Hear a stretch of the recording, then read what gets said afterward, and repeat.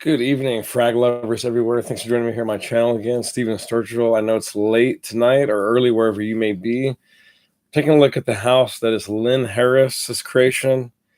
You may have heard of it, may have not. Miller Harris. This is the bottle. And this is Feuilles de Tabac, which means tobacco leaves.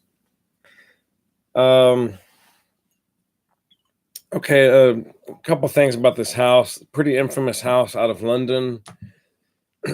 She's designed a lot of fragrances, most of them excellent. Some of them, though, have a lot of problems, we'll say, air quotes. I mean that in the most respectful terms possible, just in terms of fragcom. Our reception can be rather harsh at times if a fragrance doesn't perform, or if it doesn't live up to certain preconceived expectations. So, I mean, there's that. And I mean, you can't please everybody, but it's a fantastically interesting house with some fantastically different niche type fragrances. You could argue that it's almost a small designer house that chooses to see itself as niche, or a quite successful niche house. But I don't know that it's had any ultra runaway hits, a la Code Profumo or Dior Homme, anything like that.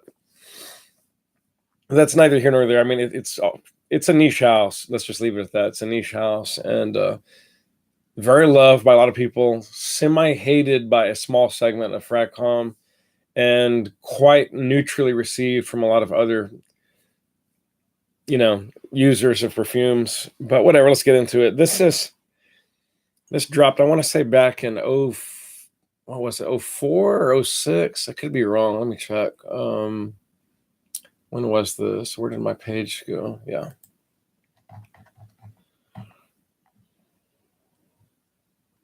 Oh, way back. I'm sorry, I was off a couple years. This dropped way back in 2000. So this was, yeah. If you ever watch Conan O'Brien, I used to love watching his in the year 2000 comedy routines, if you will. I think it was him and Andy, his trusted sidekick, co-host or whatever, sidekick, and they do the flashlight, and they would say, "In the year 2000." And then Andy would come in the year 2000. It's anyway, I can't do it, but still getting over a cold, but a hilarious segment. If you like Conan O'Brien, check that out. This is considered a woody chypre fragrance, unisex. Again, dropped in 2000. Been on the block approaching 19 years. Nothing new about this. Top notes are bergamot, sage, pine needles. Mids are allspice and pimento. Base notes are tonka bean, patchouli, and finally tobacco, which is the main reason I actually bought the fragrance. Scores are very high, 4.23 in Fragrantica. It's neither here nor there. It's whatever. That's out of 288 votes currently. That may change by the time that you guys check it out. By the way, as a side note, I am loving my new bottle by Atelier Cologne, Tobacco Nuit, Cologne Absolu. If you didn't catch it, please catch my recent review of this guy. This is awesomeness in a bottle. Easily in my top 10 tobacco scents of all time. At any rate, I digress. This, guys, also is frickin' phenomenal, but in a very different way. Look at that light green, golden, summery, spring to summer to fall. It just radiates sunshine in a bottle. But I mean, this is so special, I cannot put it into words. And it's also, okay, it's a very divisive fragrance because I think on the one hand, it's grossly misunderstood by a pretty big chunk of fragcom. And I'm not trying to tell people their business or what they should be getting from a fragrance or oh, their nose is broke and they can't smell it. That's not what I'm saying. But, we all obviously get different things from different fragrances when we wear them. We smell things differently. Things conjure up different memories for us. They represent different things for us. And I mean, et cetera, et cetera, et cetera. But you have to kind of conceptually, I think this is a challenging fragrance, but it's also a grotesquely imperfect fragrance. And I'll get to that in a minute. But that doesn't, in a way, that doesn't really hurt too much of the value for this because it's simply so unique. It is so different from anything else in the market. And I think there's got to be a place in this world for fragrances that are truly, truly different, but also really, really, powerful in a way. This is a statement maker. It's a mood changer. It's a game changer to a point. But it also, to a lesser degree, it kind of flies under the radar. After the initial opening, well, let's just get into it. You spray this on. Oh my God, the immediate dry down is just orgasmic, literally. It's just, I don't know how anyone on earth could not like this into the dry down, but each to their own. This has, okay, this is so complicated to explain, but I'm going to try my best. The bergamot in here, guys, this is not your fresh, I mean, in a sense, this is not the typical fresh bergamot, neroli type essence or accord that we associate with fragrances. This is not that bergamot. This is more of a dried bergamot that just gives a barest hint of something sort of citrusy, but it's very, very light and very, very dry. But much more than that, I get the sage and the pine needles. I'm telling you right now, the pine needles in here, it's so realistic. You get that little peppery, zingy, astringent quality that pine needle is known for. And the sage also, it lends a dry, for lack of a better description, almost slightly astringent as well, herbaceous sort of tonality. There's a little bit of humidity and this is quite resinous, but not overly so. The patchouli also almost has a a gasoline-like accord as it opens. I'm assuming because of the mixture with the sage and the pine needles. Also, this does have chili in the form of pimento and allspice. And this gives it a certain body, a certain one writer on, I think, either Bass Notes or Fragrantica wrote that one of the notes or chords that they get is something akin to strong bleach when you're cleaning, your commode or whatever, or your kitchen sink or whatever. I can see what they're getting at, but to me, this really does not smell anything like true bleach. But I know there's a similar effect that part of the fragrance has.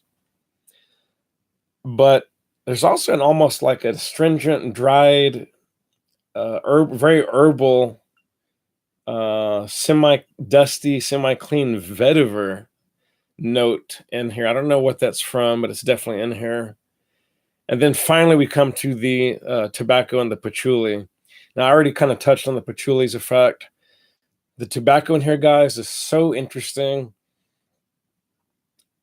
As you may have heard me mention in a previous review, I've smoked a hell of a lot of cigars, including some Cuban. So I know what Cuban cigars smell like. I know what good pipe tobacco smells like. I know what humid tobacco smells like, and I know what overly dry tobacco smells like. Now, what I do not know, and I'm not going to lie about it, I've never smelled raw, cured tobacco leaves. So that's something I'd like to eventually smell, but I haven't.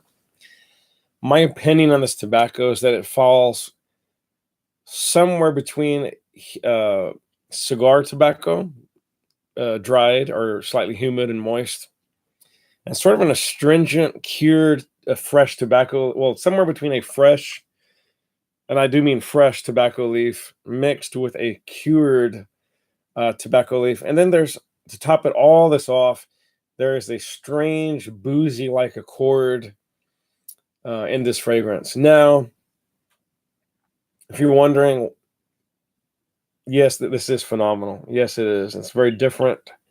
It's very unique. I've never smelled another fragrance quite like it. It does, in a weird, weird way, reminds me a little bit of Serge Lutens,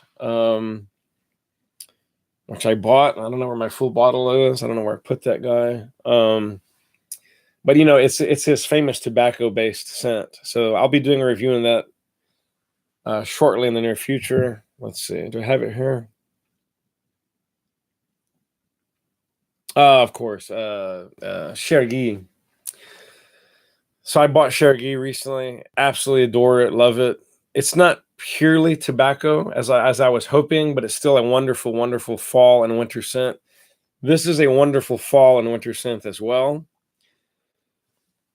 You can pick this up on discounters, guys, and save a pretty penny in the process. I think this used to retail for maybe like, I don't know, $200 US. I think you can get it now as little as maybe $60 to $75 a bottle. I've been told this is a reformulation. This is a much newer edition. And I've been told that the older editions lasted a lot longer. That may be true because now we come to the negative. This morphs on skin quite rapidly. And I really don't get much past 4 hours of quality use out of that. I know that may sound ridiculously low compared to like 8 to 10 to 12-hour powerhouses, and I get it. But I'll make an exception for this juice because it is so interesting and different and really, really just, it's an entertaining ride, if nothing else. It's pretty phenomenal for what it is. Now, obviously, if you spray heavily on clothing, it's going to last quite a bit longer. You'll extend some of that usage out, maybe up to 6 to 8 hours. So it's not that bad. And you can always take a travel decant or just hide the bottle and bring it out in spritz. Now, some ladies online claim to get a lot, and gents as well, claim to get a lot more longevity out of it. My skin tends to chew fragrances up, so maybe that's just a personal problem or whatever, personal thing. Take that for what it's worth. Again, you may get 6 to 8 hours. I really only get about 4 to 5 hours max. But what a wonderful 4 to 5 hours those are. And at this price point, it's really no big deal. And it smells so niche and custom and different. Nothing in the designer realm will ever come close to this in a gazillion years, ever. And if it does, please give me a call. Hit me up on Facebook or YouTube or whatever, and I'd like to get my nose on that. Another downside is that as it begins to morph after about the second hour, it becomes more of a very light, slightly dry hay note, dried up vetiver amber type scent with just a trace of that tobacco leaf left. The tobacco and the patchouli are almost gone by then. There's a little bit of tonka bean left. And just a barest hint of the sage and pine needles and maybe a little bit of the allspice. That's about it. So those are the pros and cons of this fragrance. I'm only recommending it to those that are hardcore niche / tobacco lovers, or if you like woodsy, smoky, slightly oriental, off the beaten path fragrances. Please give this a shot. Buy a decant, buy a bottle. It doesn't cost that much. I know you can get, I think this is the 100 mils, if I'm not mistaken. Yeah, and I think they make 50 mils as well, which can be had for as little as about between $25 and $40, which, come on, guys, that's chicken scratch to get yourself into the niche game with a very, very interesting, beautiful quality scent, perfect for fall and winter. Again, I didn't get much past 5 hours with this. You might do better. You can always spray your clothing and easily extend the practical longevity. But what a fantastically unique tobacco-based scent. This is not a heady powerhouse tobacco-based scent like a Tom Ford, but it is certainly tobacco-based nonetheless. And I urge you guys, again, please give it a shot and tell me what you think. I'm really tired. This is way past my normal bedtime. I just want to get this review out there.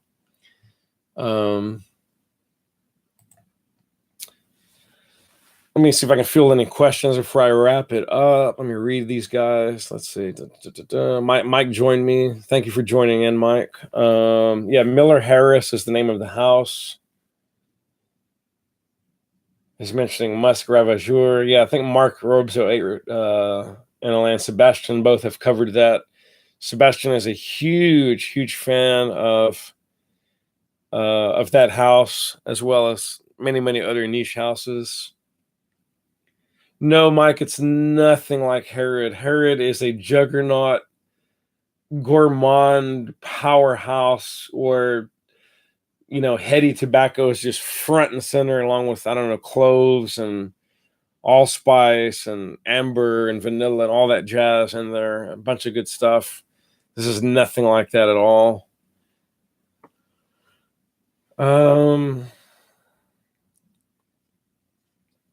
Yeah, I would definitely wear this scent for myself. In fact, I've got it on right now, but I'll wear it out in public. I've got no qualms wearing it in public.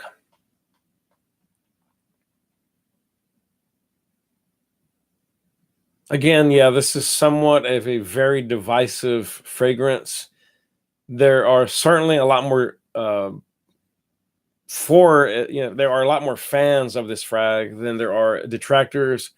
But the detractors that are there in the marketplace are extremely vocal. They pull no punches, and then there's a fair chunk that's just neutral. They're kind of just on the fence. I wouldn't call this fragrance though overly pine needly. If you're worried about is it overly pine? Not to me. It's not. I mean, it's a component of the fragrance. It's there. It's definitely not overpowering, and it's not like the only dimension that this fragrance has. It's just a wonderfully blended, terribly interesting tobacco-based scent. It's very unique. That's all I can say.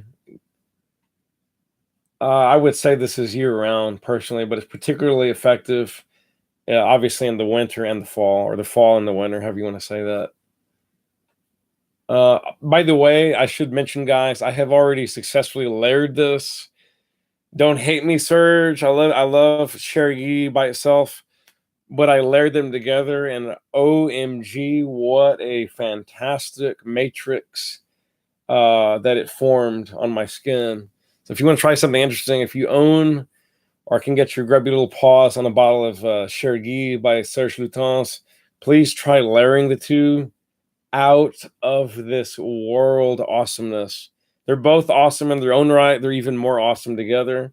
That's just my opinion. I'm sorry. That's how I feel about it.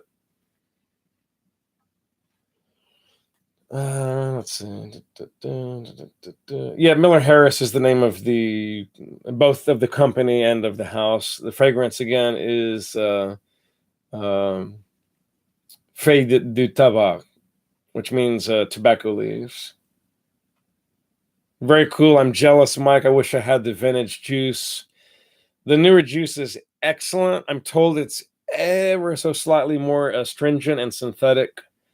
And supposedly the tobacco note is not quite as clear as it was in the old vintage formulation. Not that it was clear even in that one. I know it wasn't because I read blogs, but it's supposed to be just a little bit less clear in the modern version. Still very excellent. I'm not throwing shade at the house of Serge Lutens. Yes. Yeah, except that it's Feuilles. Very good spelling though. That's really close. And you can just look at my title here. Once I tab out, I'll have the title there. That's going to do it, guys. I've gone way past my bedtime, and I'm trying to wrap it up just a little sooner than normal. I normally go about 30 minutes on my live cast, I'm trying to trim them down to about 20 tops. That's going to do it, guys. Check me out on the next episode. I have many, many more interesting fragrances coming. I wish you all a very happy continued new year as we round out the end of the week. Yes, good night, Mike. Thanks for joining in, man. Get some good rest. I know I'm about to myself. And much love, guys. Keep on rocking whatever you're rocking. Let me know. Let me know what you all are wearing, what you recommend. If you like something I've talked about, if you didn't like it, that's okay. Mention that as well and why. Spray often, spray well. Live life on your terms. It's too short not to. And I will catch you soon, hopefully. Peace out. Much love.